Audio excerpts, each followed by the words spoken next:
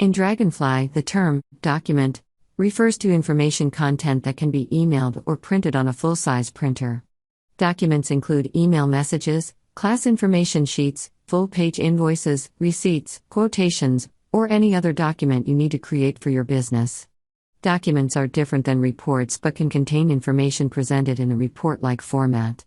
Documents are built using the Dragonfly Document Builder form. In this session, we'll go through the process of creating a document. We'll start with an overview of the Document Builder form. A tree view labeled Existing Documents is shown at the left side of the form. The documents are organized into folders, one for each application module. To edit any of the documents on the list, click on it in the list. To the right of the documents list is the document parts list. Parts are the building blocks that define the content of the document. There are two editing areas to the right of the parts list. The editing area on the top defines some basic information about the document itself, while the editing area at the bottom is used to edit the details of the individual document parts. Now let's look at the document properties, which are shown in the top editing area. The document name allows you to identify the document in the existing documents list on this form and in other places in the application where the documents are listed. The module defines which of the application modules the document is associated with, which in turn defines the type of data that can be shown in the document. The document type defines the type of document you are building. The currently defined document types are email, invoice, quotation, receipt, class instruction sheet, and other. The document type determines where the document is available in the application. The base report for the document defines the report which contains the data that can go into the document. Reports used in documents must be located in one of the module folders under System Reports in the Reports catalog. The reports available for the document are based on the modules selected for the document. Once a module is selected, the base report drop-down menu will list all the system reports for the selected module. The description field is used to provide a brief description of the document and its purpose. This is for information only and is not used by the application. One of the default documents in the application is the ad hoc email template. Think of this as your store's letterhead for the ad hoc emails you send out. Emails sent out from the Send Email form will use this document to provide the standard header, footer, and salutation for those emails. If the document type is set to email, there are two other property fields that will appear. In the recipient type field, select the type of person that the email is intended for. The choices are customers, employees, vendors, contacts, and other. Specifying the recipient type allows Dragonfly to find the person's email address when the recipient is selected. The mail subject field is used to specify what will appear on the subject line of the email when it is sent. Dragonfly is delivered with at least one standard system report for each module. In most cases, these reports will provide all the data you need to include in your document, but the reports can be modified to include additional data, or new reports can be created and placed in the System Reports folders. The reports must be context-aware based on the type of document you are building. For example, when building a document related to repairs, the base report must be based on the main repairs data table, with data from other data tables added as needed. Watch the help session on designing reports for details on building reports. Document parts define the actual content of the document. The parts can be either images, textual data, or data tables. To add a new part to a document, select the desired part type from the Add Part drop-down list below the parts list. The sequence of the parts in the document can be changed by dragging and dropping a part to the desired position in the list. To edit a part, click on it in the parts list. The part's details will be presented in the editing area in the lower right portion of the form. To copy an existing part in the document, click on it to load it into the editor, then click the Copy button below the parts list. To delete a part, click on it to load it into the editor, then click the Delete button below the parts list to remove it from the document. Now we'll examine each of the document part types. Image parts are used to include graphics in the document. The name of the part is shown in the part name field. This name is only used to identify the part in the parts list. The part type is shown but cannot be changed.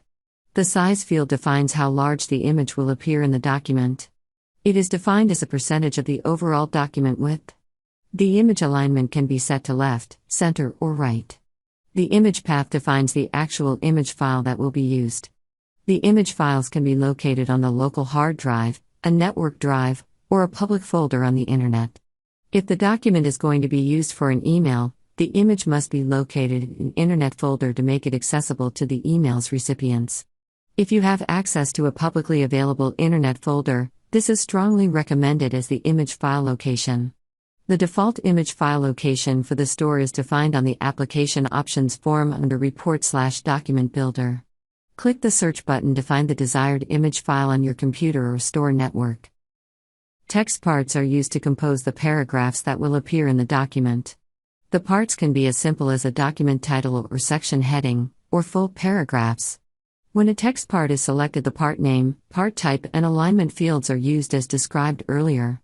The font property defines the font that the text will be printed in.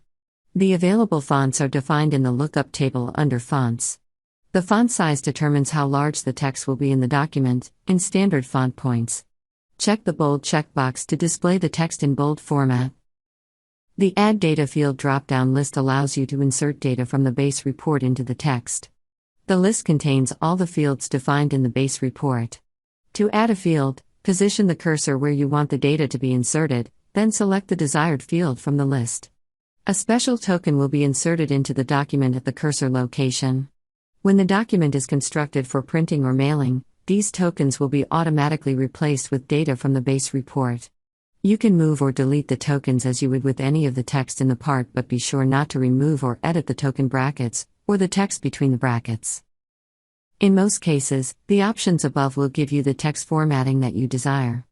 But if you require something more advanced, you can enter the text as HTML, using standard HTML syntax. If you use this option, be sure to check the box labeled Manually Constructed HTML.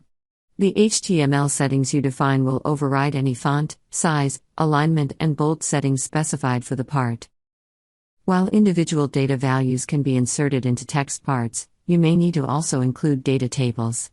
The data report parts are created for this purpose. Configuring a data report part is essentially the same as configuring a text part, with one major difference. Instead of selecting individual data fields, you select a report from the data report drop-down list. The list will include all the system data reports for the selected document module. While the base report for the document will often include a large number of available fields, the reports used for data report parts should only include the data fields that you wish to display in the data table. The report definition will include the column order, column widths, and column header text for the table. To create a new document, click on the New button at the top of the form. The document will be created with a default name and loaded for editing, and will appear at the bottom of the existing documents list. The next time the form is opened, the new document will be displayed in the folder for the module you assign the document to. To delete an existing document, select it in the existing document list, then click the Delete button at the top of the form. You will be asked to confirm the deletion. Warning: once you delete a document, it cannot be retrieved. To preview a document you are building, select it to load it into the editor, then click the Preview button. The document will be shown in a pop-up form, using data from the most recently created record in the selected module. Each time you change to a different document or close the form, the system will check to see if you have unsaved changes, and prompt you with an opportunity to save those changes. You can also click the Save button at any time to save the currently loaded document. The documents you create will appear in various locations throughout the applications. The other lessons provide more information on using the documents you create.